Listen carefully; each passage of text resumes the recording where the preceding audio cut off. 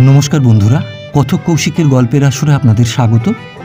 আশা করি আপনারা সবাই সুস্থ আছেন। বন্ধুরা, আজ আপনারা শুনবেন প্রাণের লেখক বিভূতিভূষণ বন্দ্যোপাধ্যায় রচিত গিরিবালা।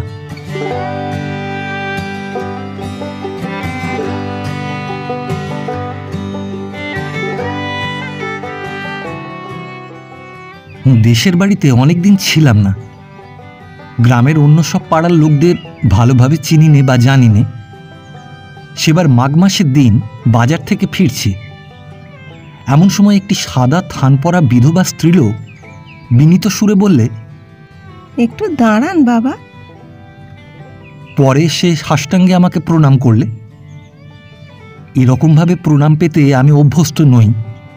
সংকুচিতভাবে বললাম, এসো মা, এসো, কল্যাণ হোক। ও বেলা কি বাড়ি থাকবেন? হ্যাঁ, কেন বলো তো? আমি একবার যাব এখন আপনার কাছে। বেশ। মনে ভাবতে ভাবতে এলাম, মেয়েটিকে আমি অনেকদিন আগে যেন কোথায় দেখেছি।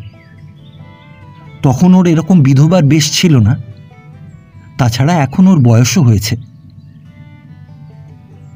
বিকেলবেলা যখন মেয়েটি আমার বাড়ি এলো, তখন ওকে ভালো করে চিনলাম। এ দেখছি সেই গিরিবালা। এর যৌবন বয়সে আমি একে অনেকবার দেখেছি। তখন এর বেশভূষা ছিল অন্যরকম।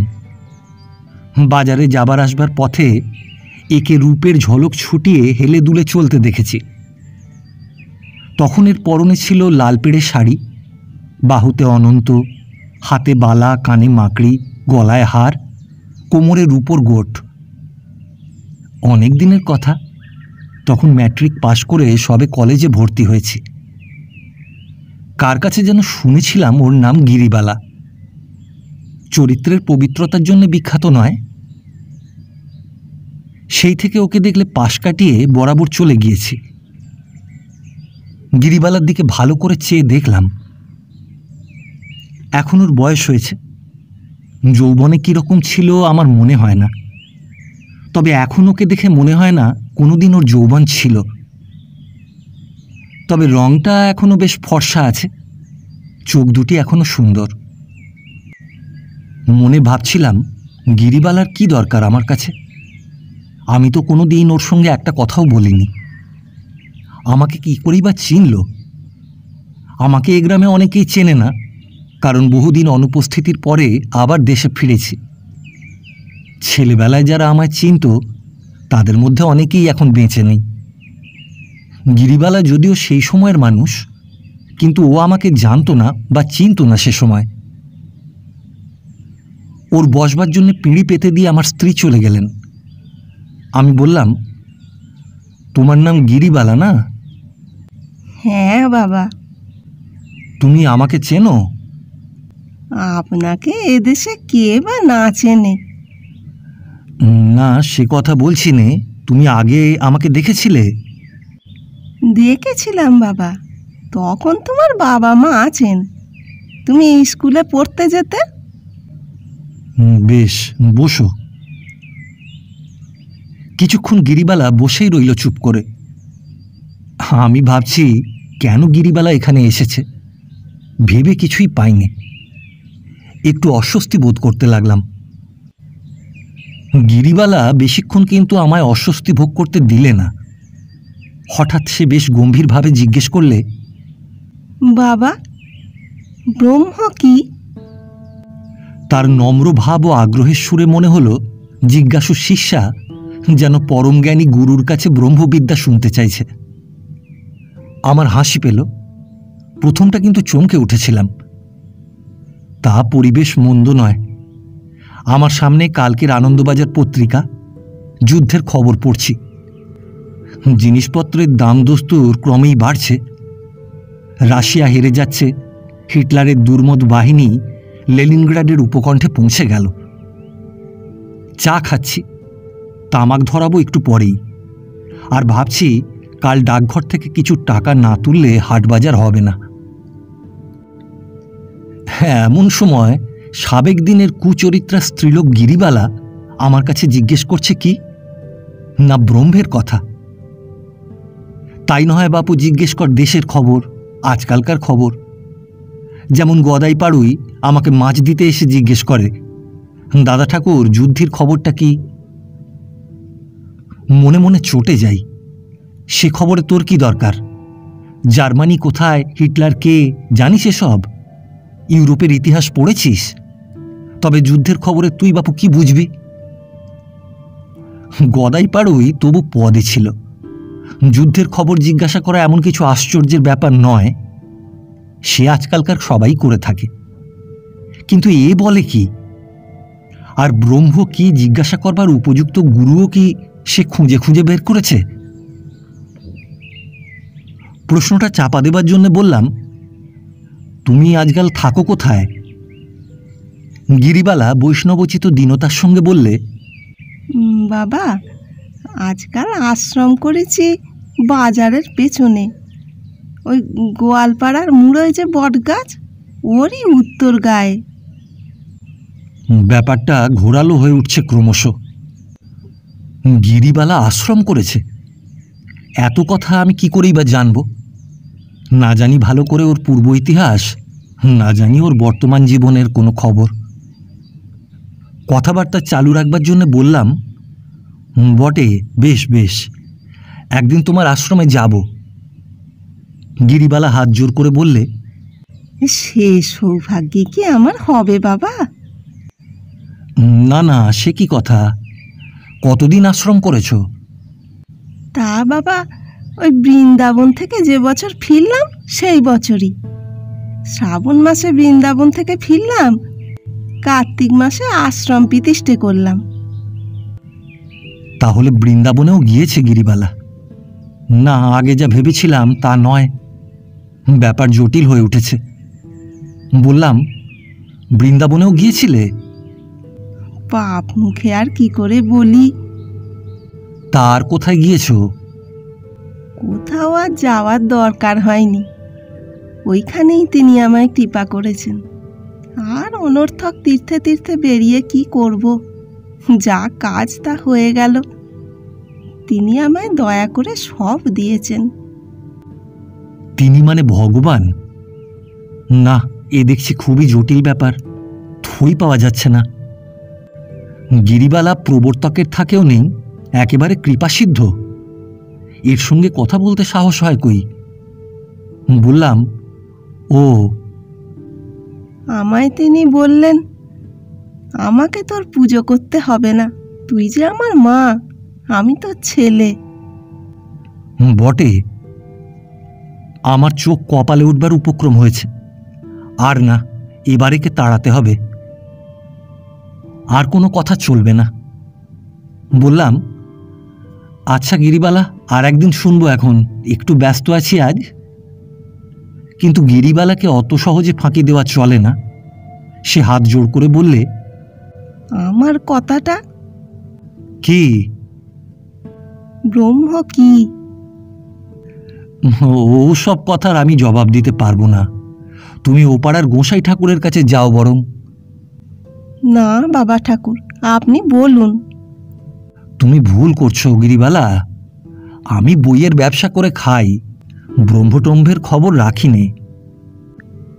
আচ্ছা বাবা ঠাকুর, আর একদিন আমি আসব।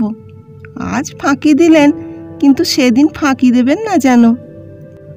আমাকে সাষ্টাঙ্গে প্রণাম করে গিরিবালা বিদায় নিল। আমার স্ত্রী জিজ্ঞেস করলেন, ও কে গো? ওর নাম গিরিবালা, এইটুকু জানি। আর জানি যে ওকে তিনি নাকি কৃপা করেছেন। তিনি কে? তিনি আর চিনলে না? তিনি মানে তিনি, ভগবান, গড, শ্রীকৃষ্ণ, ব্রহ্ম। আহা, ঢং! বলে স্ত্রী বাড়ির মধ্যে চলে গেলেন। আমি সন্ধেবেলায় গ্রামের ফটিক চক্রবর্তীর কাছে গেলাম। ফটিক চক্রবর্তীর এখন বয়স হয়েছে। একসময় যথেষ্ট আমোদ প্রমোদ ও আনুষঙ্গিক বিষয়াদির অনুষ্ঠান করার ফলে এখন ভগ্ন স্বাস্থ্য, হাঁপানি রোগগ্রস্ত। বললাম, ফটিক কাকা, গিরিবালাকে চেনো? এসো বাবা, বসো। কোন গিরিবালা? ও নামের অনেক লোক ছিল, তা কার কথা বলছো? এই যে গিরিবালা আশ্রম করেছে গোয়ালপাড়ায়, পথে ঘাটে বেড়াতে দেখি। বুঝলাম, ওকে আর জানি নে। ওকে জানতে জানতে মানে জানতে মানে জানতে বলে। যাক যাক, সেসব কথা যাকগে। বলি, ও কিরকম লোক ছিল? তা ভালো লোক ছিল, অনেক ফুর্তি করেছি ওর সঙ্গে। ওর চেহারা ভারী সুন্দর ছিল, যেমন নাচতে পারতো তেমনি গাইতে পারত। একবার নন্দপাল, যতীন দত্ত আর শশী আচার্যি তিনজনের দোলের দিন ওর ঘরে সে কি ফুর্তি! ওর মদ খেয়ে সে কি ঘুরে ঘুরে নাচ, কালা পেড়ে শাড়ি পরে, ঘুঙুর পায়। তারপরে এইদিকে গিরিবালা মদ খেত? ফটিক চক্রবর্তী হতাশ হয়ে হাল ছেড়ে দেওয়ার ভঙ্গি করে বললে, না, তোমায় দিয়ে বাবাজি কাজ চলে না। গিরিবালা মদ খেত মানে? গিরিবালা মদ খেত মানে কি? গিরিবালা মদের পিপের জন্ম দিয়েছে বলো। তুমি বাবাজি এসবের কি বোঝো? কেন গিরিবালার খবর নিচ্ছ কেন বলো তো? ব্যাপার কি? এই জন্যে নিচ্ছি যে সে কাল আমার কাছে গিয়েছিল। তোমার কাছে এসেছিল? কেন তোমার কাছে? তার এখন, আর তোমার কাছে বাবাজি এখন তার বয়স কত? না কাকা, আপনাকে নিয়ে আর পারা গেল না। সে এখন আর সে গিরিবালা নেই। সে এসেছিল আমার কাছে ব্রহ্মের কথা শুনতে। কার কথা শুনতে? ব্রহ্মের কথা। সে কে? আরে ব্রহ্ম মানে ভগবান, মানে। থাক, বুঝেছি। থাক বাবাজি, আবার তোমার সামনে যা তা বেফাঁস বলে ফেলবো বাবাজি। আপনি জানেন না সে আশ্রম করেছে? তিনি তাকে কৃপা করেছেন, তিনি তাকে মা বলে ডেকেছেন। ফটিক চক্রবর্তী বিস্ময়ের সুরে বললে, তিনি কে? ওই দেখুন, আবার আপনাকেও তিনি মানে। যাকে আমি এখন যাই, আপনার মেজাজ এখন ভালো নেই দেখছি। ভালো কি করে হবে বাবাজি? যে কথা তুমি সকালবেলা শোনালে তাতে মেজাজ ভালো রাখবার উপায় কি বলো? গিরিবালা নাকি আশ্রম করেছে? হ্যাঁ, গিরিবালা নাকি। আচ্ছা, তাহলে এখন আমি আসি ফটিক কাকা, আমার একটু কাজ আছে, বসুন। শশী আচার্যের নাম পেলাম ফটিক কাকার মুখে। শশী স্থানীয় কালী মন্দিরের পূজারী, এখন বয়স হয়েছে, চোখে ভালো দেখতে পান না। তাকে গিরিবালার নাম করতে তিনি বললেন, গিরিবালা ও ডাক সাইটে ছিল, সেসব কথা তোমার কাছে বলবো না বাবা। হ্যাঁ জানি, সে আশ্রম করেছে, সন্ন্যাসিনী হয়েছে, ওই যে বলে বৃদ্ধা বেশ্যা তপস্বিনী, তাই। গিরিবালার পূর্ব ইতিহাস ভালোভাবেই জানা হয়ে গেল। সুতরাং সে যখন পুনরায় আমার বাড়ি সেদিন এলো, তখন আমি বেশ কৌতূহলের দৃষ্টি নিয়ে ওকে দেখলাম। বিকেলবেলা আমি চা খেয়ে একটু বেড়াতে যাব ভাবছিলাম। গিরিবালা বললে, বাবা, একটু পড়ে আমায় শোনাবেন? আমি একখানা বই এনেছি। কি বই দেখি? আপনার বাড়িতেই বইখানা থাক, মাঝে মাঝে এসে শুনে যাব। বড় ভালো বই বাবা। তা আমি তো লেখাপড়া জানি নে। বইখানা উল্টে পাল্টে দেখলাম। বইখানা অত্যন্ত পুরনো, নাম সাধন তত্ত্ব ও জীব মুক্তি। লেখকের নাম শ্রীমৎ ওঙ্কারানন্দ সরস্বতী। প্রাপ্তিস্থান সাধন আশ্রম, গ্রাম সারারিতলা, জেলা পুরুলিয়া, মানভূম। এসব ধরনের বইয়ের উপর আমার কোনোকালেই শ্রদ্ধা নেই। তবুও গিরিবালার মনস্তুষ্টির জন্য পাতার পর পাতা অত্যন্ত কঠিন সেকেলে বাংলায় লেখা সেই তত্ত্ব আমাকে গড়গড় করে বলে যেতে হলো। গিরিবালা মাঝে মাঝে হয়তো প্রশ্ন করে, হ্যাঁ বাবা, তাহলে ওই জীবাত্মার সঙ্গে পরমাত্মার সম্পর্কটা কি বলছে? আমি আবার আগের পাতা থেকে পড়ে যাই, যা বুঝতে পারি ওকে বুঝিয়ে বলি। প্রত্যেক পাতা শেষ হওয়ার পর ভাবি এইবার কি একটা ছুতো করে উঠে পড়া যায়। ঘণ্টাখানেক এইভাবেই কেটে যাওয়ার পর গ্রামের দুজন লোক হঠাৎ এসে পড়াতে ধর্মালোচনার আসর ভেঙে গেল। গিরিবালা যাবার সময় বইখানা আমার কাছে রেখে গেল। আবার একদিন যত শিগগির হয় ও আসবে সাধন তত্ত্ব শুনতে। আমার স্ত্রী বললেন, ও তোমার কাছে রোজ রোজ আসে কেন? ও আপদকে রোজ রোজ আসতে দিও না। তুমি জানো না, গিরিবালা আগে যেমনই থাক, এখন ওর পরিবর্তন এসেছে বলেই মনে হয়। তা হোক গে, ও সব লোক কখনো ভালো হয় না। দরকার কি ওর এখানে আসবার? এবার কিন্তু গিরিবালা যখন এলো তখন সকলের আগে আমার স্ত্রীকে গিয়ে সাষ্টাঙ্গে প্রণিপাত করলে। অনেকক্ষণ ধরে কি সব গল্পগুজব করলে। তারপর বাইরে এসে আমার সামনে বসল। তাকে সাধন তত্ত্ব পড়ে শোনাতে হলো ঝাড়া 2 ঘন্টা। ইতিমধ্যে বাড়ির মধ্যে চা খেতে গেলে গৃহিণী বললেন, গিরিবালা কি চলে গেল? না, বাইরে বসে আছে, সাধন তত্ত্ব শুনবে। যাবার সময় যেন এবেলা এখানে খেয়ে যায়। কেন, হঠাৎ তার উপরে এত প্রসন্ন? জানো না, সে 1 গাদা ফুল বড়ি নিয়ে এসেছে, 3খানা আমসত্ত্ব আর অনেকখানি আমের আচার। আমি বললাম নেব না, এ তুমি নিয়ে যাও। সে আমার হাত ধরে জোর করে দিয়ে বললে এ নিতেই হবে, ব্রাহ্মণের সেবার জন্য এনেছি, ফিরিয়ে নিয়ে যাব কি বলে? ওকে এবেলা খাইয়ে দিতে হবে। বেশ, বলছি আমি। গিরিবালাকে গিয়ে বলতে সে ভারী খুশি হলো। একগাল হেসে বললে, মায়ের হাতে রান্না পেশাদ পাবো, এ কি আমার কম ভাগ্যে? বৃন্দাবনে একবার। ভালো কথা। এই বৃন্দাবনে তোমার কি হয়েছিল সেদিন বলেছিলে? গিরিবালার মুখে হঠাৎ যেন ভক্তি ও দীনতার ভাব ফুটে উঠল। হাত জোর করে বললে, ঠাকুর যদি কৃপা করেন তবে মরুভূমিতে ফুল ফোটাতে পারেন। নিশ্চয়ই। আমি তবে বলি শুনুন, আমি কত সামান্য মানুষ আপনি তা জানেন। বৃন্দাবন গিয়ে গোপীনাথের ঘেরা বলে জায়গায় আমাদের গাঁয়ের রসিক পরামানিকের বাসায় উঠলাম। গঞ্জের রসিক পরামানিক সেখানে অনেক দিন থেকে কাপড়ের ব্যবসা করছে, জানেন তো। রসিকের দিদি বড় ভালো লোক। আমার তো বৃন্দাবনে গিয়ে কিরকম হলো, 2-4 দিন মন্দির আর ঠাকুর দেখে বেড়াই, একদিন একেবারে অজ্ঞান। অজ্ঞান? বাবা ঠাকুর, একেবারে ভাবের ঘোরে অজ্ঞান। বলো কি, ভাব সমাধি? যাই বলেন বাবা ঠাকুর, 10-12 দিন একেবারে দিন রাত জ্ঞান ছিল না আমার। নাওয়া খাওয়া করতে পারতাম না, না খেয়ে মরতে হতো যদি রসিকের দিদি না থাকতো।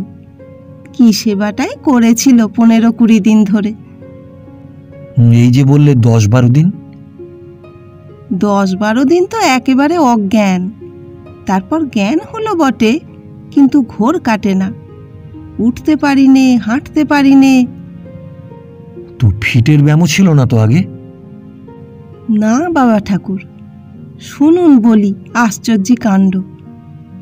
সেই অবস্থায় একদিন রসিকের দিদি সন্ধেবেলা সঙ্গে করে কাছে এক ঠাকুর বাড়িতে নিয়ে গিয়েছে। ফিরে আসছি, পায়ে কিসের একটা ঠোক্কর লেগে হোঁচট খেলাম। একখানা ছোট্ট পাথর মাটিতে অর্ধেক পোঁতা। মাটি একটুখানি খুঁড়ে হাতে তুলে দেখি বাবা, পাথরের গোপাল মূর্তি। বাবা বলবো কি, আমার সারা গা যেন শিউরে উঠল। মনে মনে ভাবলাম, আমি তো মহাপাপী, আমার উপর তাঁর এ অহৈতুক কৃপা কেন? আমি তো কিছু করিনি তার জন্যে। গিরিবালার চোখ ছলছল করে এলো। না, ফটিক কাকা যাই বলুন, এর সত্যি অনেক পরিবর্তন হয়েছে। পরম মোহান্ত হওয়ার পথে উঠেছে দেখছি গিরিবালা। হরিদাস ঠাকুর আর লক্ষ্যহীরার উপাখ্যান চোখের সামনে পুনরায় অভিনীত হতে চলেছে নাকি? ফটিক কাকার কথা আর শুনছি নে। বললাম, তারপর? তারপর বাবা, সেই পাথরের বিগ্রহ আমার কাছে তো এসে ঠেলে উঠল, আঁকড়ে আমায় রইল কি বাবা, কোথাও যেতে চায় না। আমারও বাবা সেই যে বলেছে চৈতন্য চরিতামৃতে, নিজেরে পালক ভাবে কৃষ্ণে পালা জ্ঞান, আমারও হলো তাই। নাওয়া খাওয়া চুল হয়ে গেল, গোপাল আমার কি খাবে, গোপাল আমার কি নেবে। এখনো তাই, সেই গোপাল আমার ঘাড়ে চেপে আছে, আর নামতে চায় না। এখানে আমার আশ্রমে তাকেই তো বিরতিষ্ঠে করে তাকে নিয়েই আছি। বলো কি? কি বলবো বাবা, পুজো করতে দেয় না, বলে তুমি যে আমার মা, মা হয়ে ছেলেকে পুজো করতে আছে। হাত চেপে ধরে, স্বপ্ন দিয়েছিল রাত্রি, ওর জন্যই ভাত রাঁধতে হবে। আর কোনো দেবদেবী আমি জানি নে বাবা ঠাকুর, ওই গোপালই আমার সব। গোপালই ব্রহ্মা বিষ্ণু মহেশ্বর, আর কিছু মানি নে। গিরিবালা অবাকই করেছে আমাকে, হাসবো না কাঁদবো বুঝতে পারিনি। ও খেয়ে দিয়ে সেদিন চলে গেল। আমার স্ত্রী খুব যত্ন করেই খাওয়ালেন ওকে। যাবার সময় ও বারবার বলে গেল, সামনের পূর্ণিমের দিন বাবা আমার আশ্রমে ঠিক যাবেন, দেবেন পায়ের ধুলো, বিকেলের দিকে যাবেন। গেলাম ওর আশ্রমে পূর্ণিমার দিন বিকেলে। ওদের গ্রামের গোয়ালপাড়ার পেছনে খামারকালনা বলে সেকালের গ্রাম। সে গ্রাম এখন জনশূন্য, বড় বড় ভিটে জঙ্গল হয়ে পড়ে আছে। দিনমানে বাঘ বেরোয় খামারকালনায় বরাবর শুনে আসছি। সেই খামারকালনার নির্জন বনের প্রান্তে এক প্রাচীন বটতলায় ৩-৪খানা খড়ের ঘর। বটের মোটা সরু ঝুড়ি নেমে এসেছে চালাঘরের মটকায়। সন্ধ্যা মালতী ফুল ফুটেছে আশ্রমের আঙিনায়। বনে জঙ্গলে পাখির দল কিচিরমিচির করছে। ঘন বিকেলের ছায়া দেখে মনে হয় রোদ বুঝিয়ে এদিকে ত্রিসীমানায় কোনোদিন ছিল না। অনেক মেয়ে পুরুষ দেখলাম ওর আশ্রমে। উঠোনের মাটিতে বটগাছের ছায়ায় বসে তামাক খাচ্ছে পুরুষেরা, মেয়েরা পটল আর লাল ডাঁটা কুটছে রাশিকৃত। আধমুনটাক লাল মোটা আউশ চাল ধুচ্ছে দুজন মেয়ে। আজ নাকি ওরা সবাই এখানে খাবে। প্রতি পূর্ণিমাতেই নাকি এমনই হয়। গিরিবালা আমায় পূর্ণিমার দিন আসতে বলেছিল, কেন এখন বুঝলাম। সন্ধ্যার আগে খোল বাজিয়ে কীর্তন শুরু করলে পুরুষেরা। আরও রবাহুত অনেক পথ চলতি লোক এসে জুটল। জঙ্গলের দূর প্রান্তে গাছের ওপরকার আকাশ জ্যোৎস্নায় সাদা দেখাচ্ছিল। এরা সবাই আশেপাশের গ্রামের চাষি, গোপ, কাপালি প্রভৃতি শ্রেণীর নরনারী। সবাই মিলে বেশ আমোদ করছে দেখে আমার খুব ভালো লাগলো। রাত্রে ওরাই রাঁধলে। বড় বড় আঙট কলার পাতা পেতে আউশ চালের ভাত আর লাল ডাঁটার চচ্চড়ি সোনাহেন মুখ করে খেল। যে যখন আসে আগে দেখি গিরিবালাকে সাষ্টাঙ্গে পরম ভক্তি ভরে প্রণাম করে দুহাতে পায়ের ধুলো নিয়ে মাথায় মুখে দেয়। আমি অবশ্যই ওর ওখানে মৎস্যবের প্রসাদ পাইনি। গিরিবালা আমায় খুব যত্ন করে বসালো দাওয়ায়। আমি বললাম, না, আমি গাছতলায় বসি, বেশ লাগছে তোমার এই জায়গাটা। এত বন আছে খামারকালনায়, আমার জানা ছিল না। আমায় বললে, একটু কিছু সেবা না করে যেতে পারবেন না বাবা? ভাত আমি খাবো না। না বাবা, ও আউশ চালের মোটা ভাত আপনাদের খেতে দেব কি বলে? ওরা খাবে গিয়ে। তা এত চাল ডাল পেলে কোথায়? খুব খরচ হয় তোমার দেখছি। কিচ্ছু না বাবা, ওরাই সব আনে, নিজেরাই রাঁধে, আমোদ করে খেয়ে যায়। ওরা বড্ড ভালোবাসে আমাকে, সবই গোপালের ইচ্ছা। ওর সে বিগ্রহ আমি দেখলাম, খুব ফুল দিয়ে সাজিয়েছে, ছোট্ট একটি পাথরের পুতুলের মতো। সে ঘরে সবারই অবারিত দ্বার। চাষিরা পাকা কলা, বাতাবি লেবু, শশা প্রভৃতি ফল নিয়ে এসেছে। গোপালের বেদির আশেপাশে সেগুলো জমা আছে। সন্ধ্যার সময় ধূপ ধুনো দেওয়া হয়েছে। ছোট একটা মাটির প্রদীপ মিটমিট করে জ্বলছে ঘরে। গিরিবালা আমায় বাতাবি লেবুর কোয়া ছাড়িয়ে শশা কেটে কলার পাতায় সাজিয়ে নিয়ে এসে দিলে। মিষ্টির মধ্যে আখের গুড়, গোটা কতক ছোলা ভিজে সেই সঙ্গে। ওর আশ্রমের আবেষ্টনীতে বসে সেই পূর্ণিমার প্রথম রাত্রে বেশ লাগলো খেতে। গিরিবালার মুখে কিছু ভালো কথা শোনবার জন্যে ওরা এসেছে। গিরিবালা বোধহয় প্রতি পূর্ণিমাতেই ওদের কিছু কিছু ভালো কথা শোনায়। যারা এসেছে তারা দেখি কেবলই বলতে লাগলো, মা আজ দু কথা বলবেন না? সন্ধে উতরে গিয়েছে, এবার বলুন মা। গিরিবালা সংকুচিত হতে লাগলো আমার সামনে। বাবা ঠাকুর বরং কিছু বলুন ওদের, আপনি থাকতে আমি আবার কি শোনাবো? সে কি কথা? আমি তো ধর্মকথার আচার্যিত নিজেকে বলিনি কোনো দিন। রাজনীতির কথা শুনতে চাও শোনাতে পারি, উড়োজাহাজ কি করে হলো তার কথা বলতে পারি, কিন্তু তত্ত্ব কথা বাপরে। গিরিবালা সলজ্জ মুখে বললে, বাবার যেমন কথা, আমি বা কি কথা বলি? আমি বলি তার ওপর ভক্তি রাখো, সব হবে। লোকে এসে বিরক্ত করে, আমার গরুর বাছুর হচ্ছে না, আমার স্ত্রীর সন্তান হচ্ছে না, বেগুনের ক্ষেত থেকে বেগুন চুরি যাচ্ছে, গায়ে গরুর ধসা, পশ্চিমের মরক লেগেছে, অমুকের বইয়ের সন্তান হয়ে বাঁচে না, এই সব আমার কাছে নালিশ। বিহিত করে দেও মা।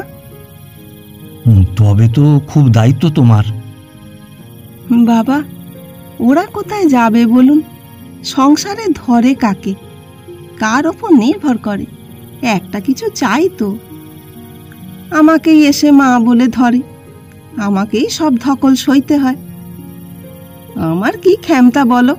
গোপাল ভালো করবেন, গোপালের প্রসাদী ফুল নিয়ে যাও, যা হয় গোপাল করবেন, তাঁর দয়া। বুঝলে না বাবা? কাজ হয়?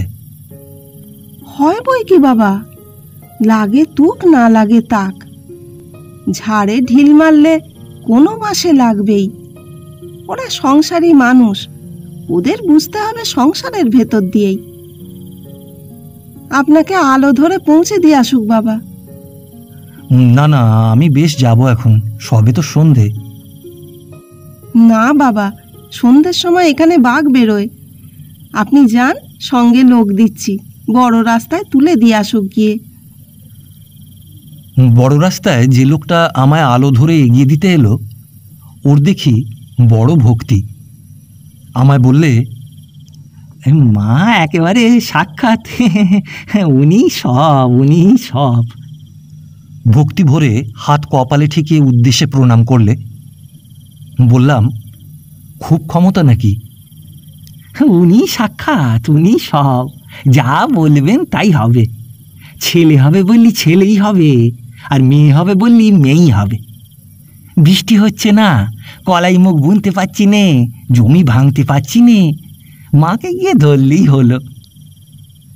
বলো কি, বাকসিদ্ধ নাকি? কি বললেন বাবু?